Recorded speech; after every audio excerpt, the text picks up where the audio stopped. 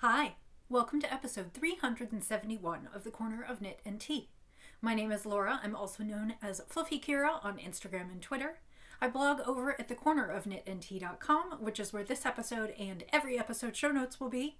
And I have an Etsy shop called The Corner of Knit and Tea, where I sell my handspun yarns and my knitting patterns. Hi, how are you? It is Monday, March 28th. And time keeps on moving. I hope that you are having a lovely week, that your week is off to a good start. The last couple weeks have been busy for me, and as I was collecting everything to share on the podcast, I realized that despite the fact that I have been busy knitting, I just don't feel like I have a ton to share with you, so I do think this week's episode will be a little bit short. It is a bright, sunshiny day here in the Midwest. I am coming to you from just outside of Kansas City. I guess I am in the Kansas City metro area. I live on the Kansas side. And it is beautiful. It's sunny. It is a little chilly in the house, but we are supposed to have highs in the 70s on Wednesday. So we are bouncing back and forth between highs in the 70s and lows in the 30s and 40s, and it is definitely spring. A note about what I am wearing today. I am wearing a beautiful Soldotna sweater. The pattern is Soldotna by Caitlin Hunter, and your eyes do not deceive you in the sense that you did not miss me working on this, because I didn't actually knit this sweater. My dear friend Anna, who actually has been on the podcast before, is part of my knitting group.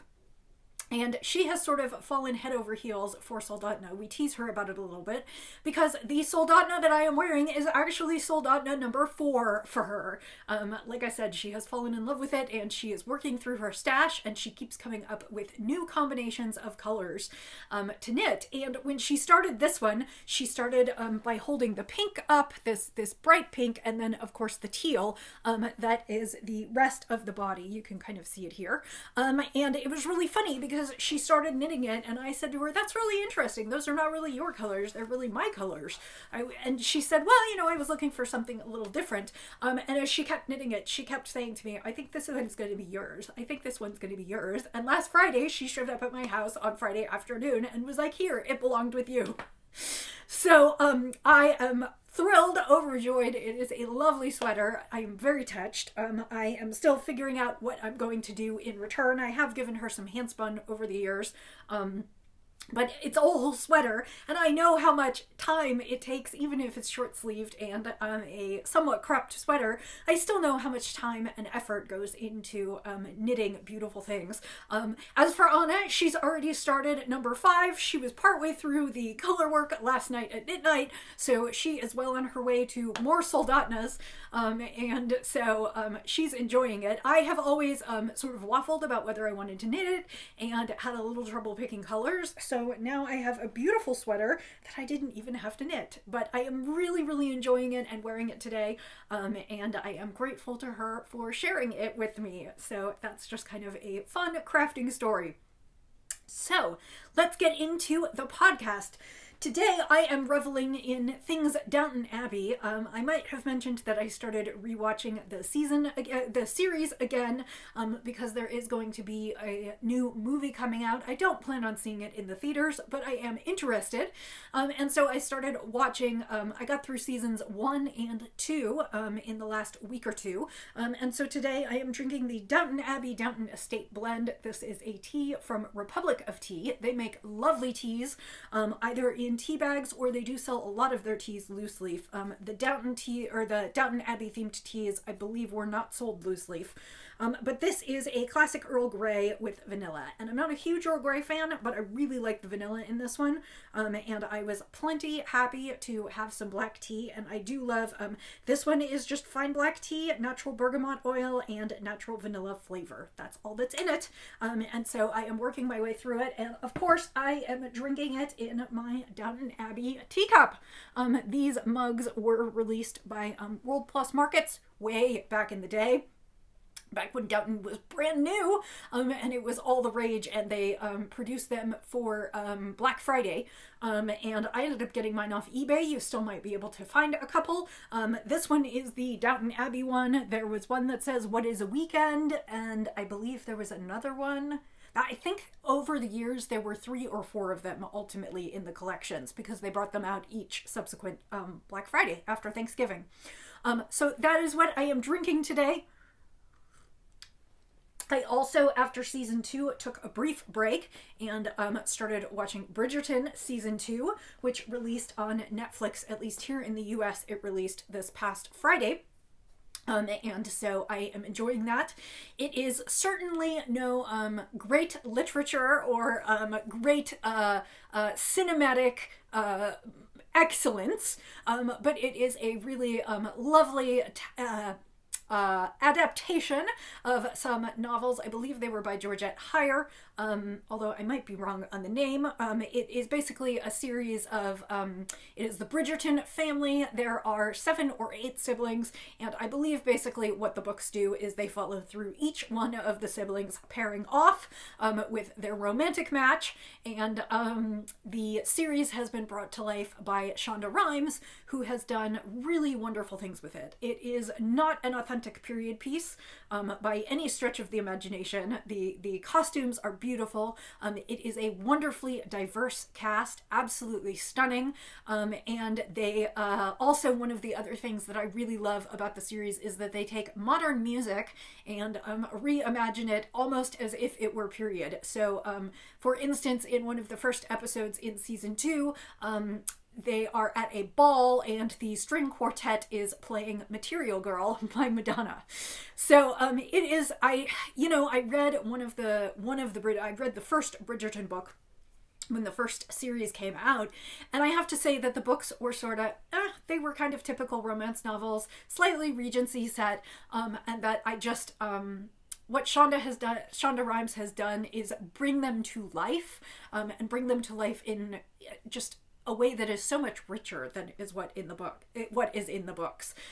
In times such as they are, if you're looking for a good escape into some fun television that's mostly very light, I would definitely recommend it. So that is where I've been spending my times, in period and not so period dramas, and working on lots of knitting.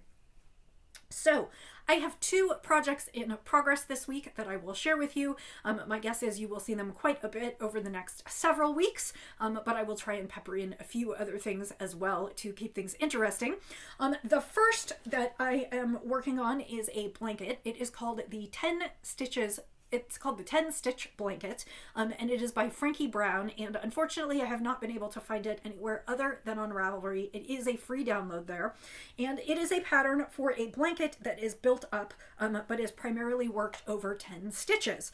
And I showed you this last week, and I am nearing the end of skein 2 from Zen Yarn Garden, so I'll show you skein 3 today, but this is what I have so far. As I said, you are only working on 10 stitches at any given time, and on one end you are then attaching it to the larger body of work, so the piece just grows and grows and grows. So I am working on the second round of the blue. Obviously, as it grows, you will have fewer and fewer rounds of color, and my guess is by the time I get to the end, I may not even have a full complete round of a color, but this is where I'm at. This was my first color, and then, as I said, my second color is in purple and this really lovely kind of turquoisey teal, and I have just a small bit. My guess is I will finish this tonight, so I have just a little bit left, and then the next one has the turquoise teal and melts into orange, so that will be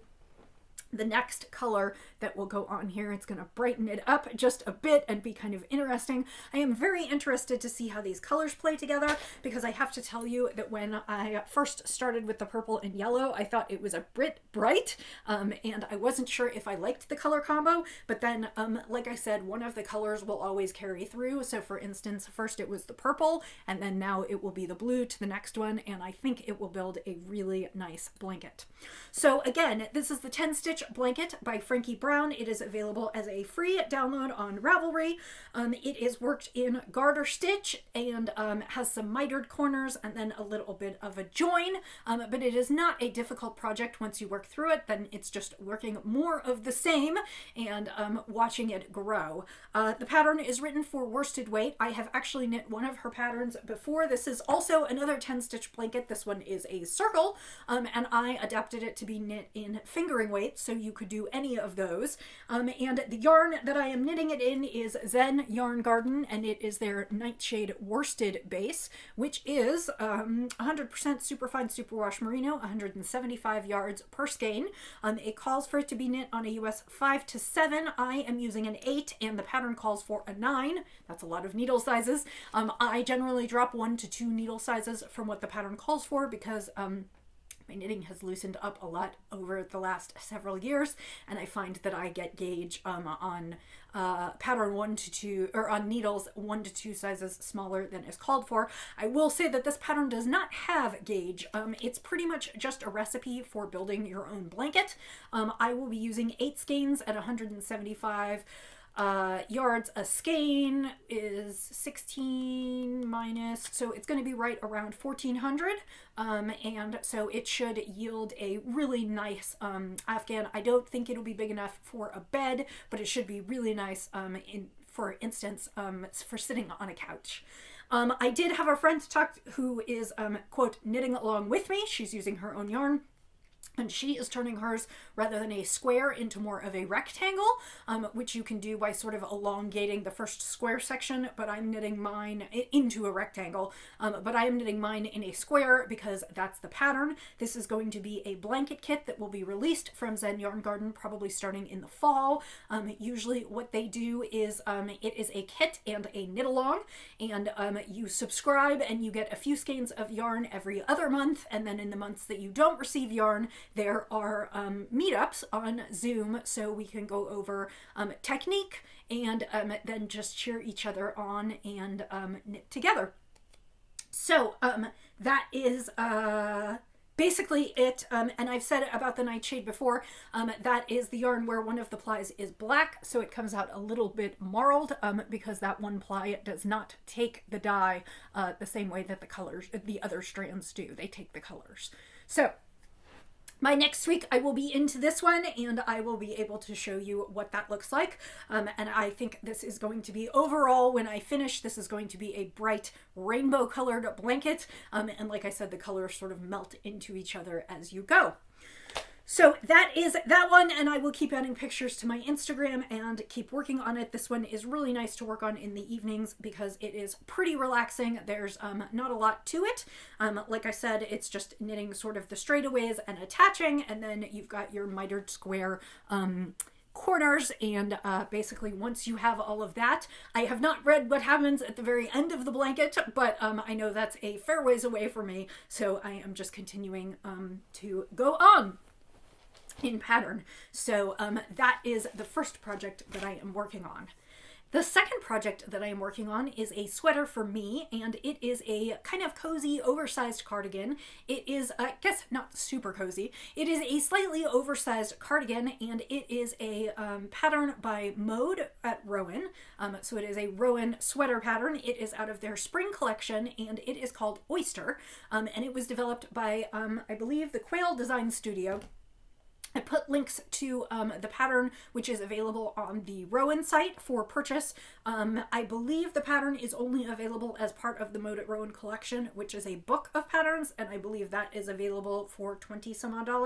There were enough patterns in the book that I feasibly think that I could make. I really thought it was worth it to buy it, and I am knitting myself this spring-themed sweater. I am knitting it in Rowan's Cotton Glacé, which is 100% cotton.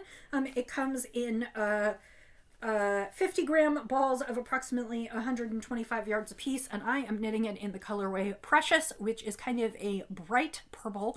I don't think the screen quite does it justice. It looks awfully blue on the screen, and I think it is a little bit brighter in person, but that is the colorway that I am using for my sweater. The sweater is constructed in pieces, as are quite a few of the Rowan designs, and so I am working on the back portion, and I am getting close to the point where I will be adding in sleeve stitches.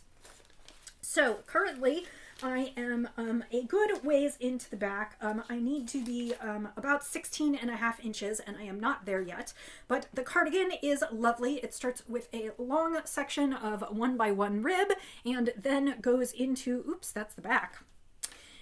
It doesn't really matter, except that I could see the ends that I had woven in. So it is a 1x1 rib, and then it goes into this really nice section of alternating stockinette stitch and reverse stockinette stitch. So one of the things that I am trying to figure out as I knit this, and actually it is, the weight of it is pulling down a little bit, is precisely how to measure how far I have gone. The cardigan itself on the model looks like it comes down sort of towards the bottom of her hips, and I think I would like mine to do the same. And so I have to figure out if 16.5 inches is enough, and also whether I need to sort of steam block this or wash it and block it to get my 16.5 so that I know where I'm at before I start the sleeves. The sleeves are added on and worked across horizontally, so basically what's going to happen is when I decide I have worked up to the underarm, then I'm going to cast on a bunch of stitches and I will work the sleeves back and forth, and for the back that will be almost like it will look almost like a T when I'm done, a T shape with the sleeves on top. And then I will work on both the fronts, sort of duplicating that, and working each side. So that is what I have got so far. I am approximately 3 balls in. I have just a little bit left of the third ball. Yep. This is my last little bit of the third ball, and so I am doing fine on yarn and making good progress on this one. I am pleased. I can't wait to wear this one. I hope I will finish it soon so I can wear it for spring and maybe in the summer against summer breezes. The cotton is still a little bit stiff. I do think laundering it will help, and I will most likely just hand wash this in the sink. I believe that's what it calls for on the Rowan label. I had thought briefly about potentially giving it a machine wash in cool water and extremely gentle cycle, because I feel like usually cotton can handle it and cotton softens up with washing, but I'm just gonna have to think about that. It looks like, oh, they've got all the symbols on here. Basically it says no drying. It looks like you could use a washing machine, you could give it a light iron. All the symbols are really, really small. You can see the little icons right there, and I'm just trying to tell what they all mean. I will probably go to the website and see what I can figure out.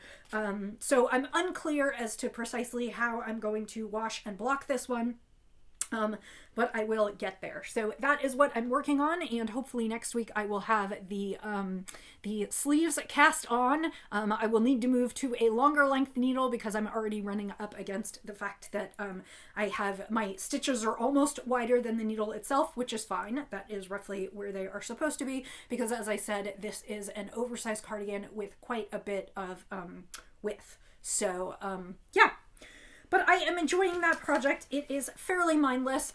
Both of my projects are fairly mindless. Obviously, once I add the sleeves on and do some shaping and those kinds of things, I will have more things to keep track of, and there are quite a few at the same times while I'm working on things. But right now, it's just basically keeping track of what's in stockinette and reverse stockinette. And for where my mind is at, I think that is just fine this week. So I will talk about one other project that I hope to cast on this week. I cannot remember if I have done a charity hat for this month, for March. I can't remember whether my last ones were in February or I actually did them at the beginning of March. I don't know.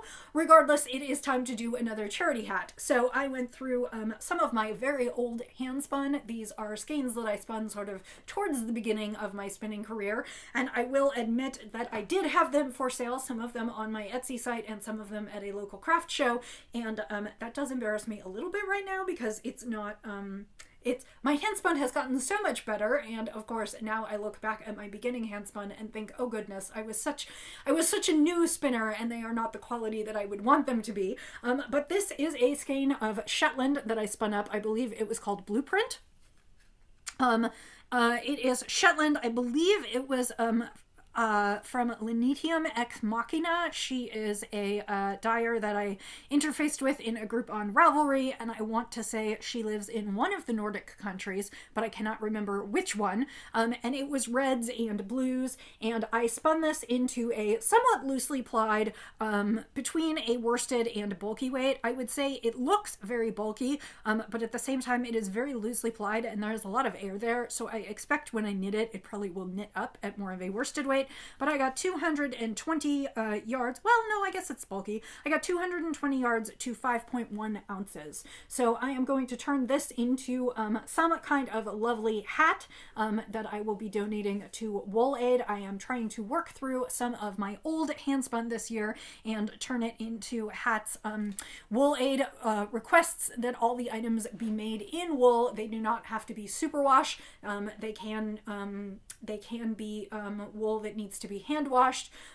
They donate items because they send them to very, very cold places, and wool, of course, is the best fiber to keep very warm. So I decided to pull out some of my old handspun, because even if there are blips in the handspun, I can cut them out, and I can certainly turn them into warm hats and cowls, and their preference is for anything that's over a worsted weight, and so lots of my very beginning handspun is at worsted or bulky.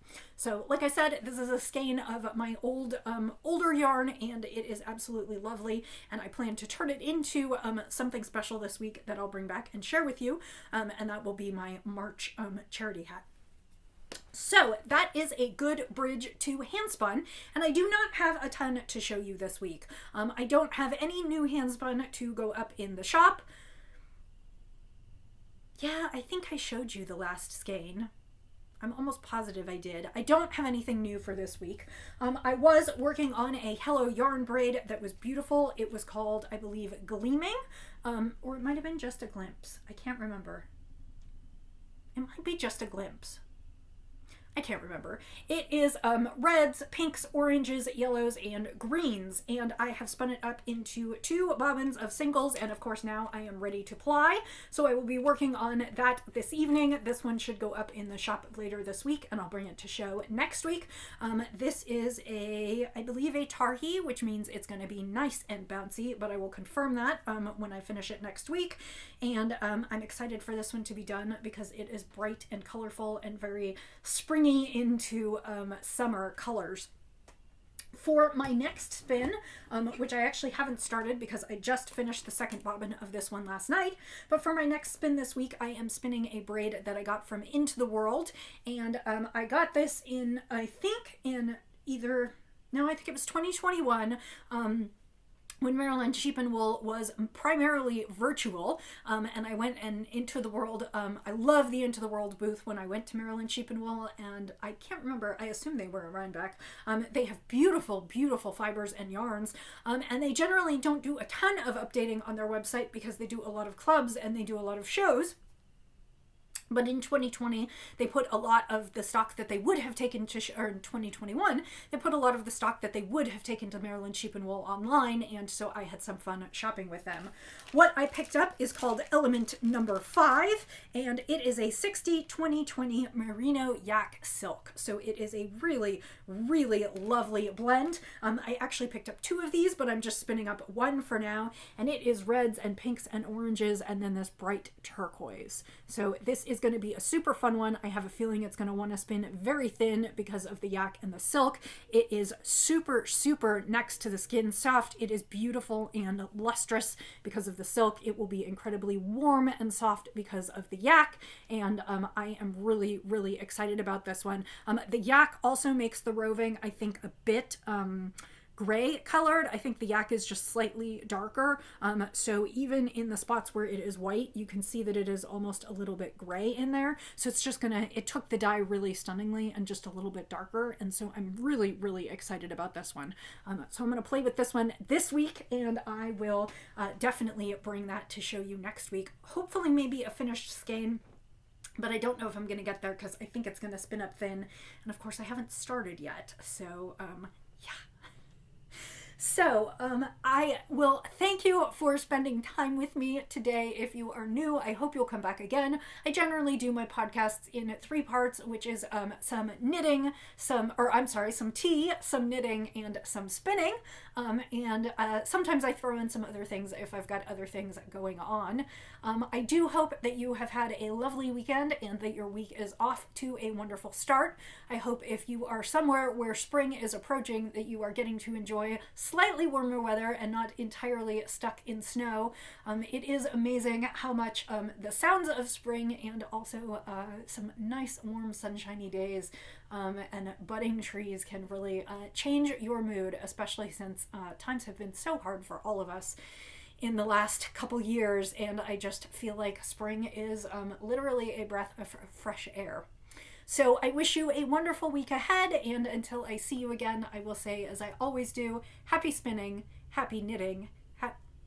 I can't even do my own tagline. Let's try that again. Happy knitting, happy spinning, happy sipping, and I'll see you next time.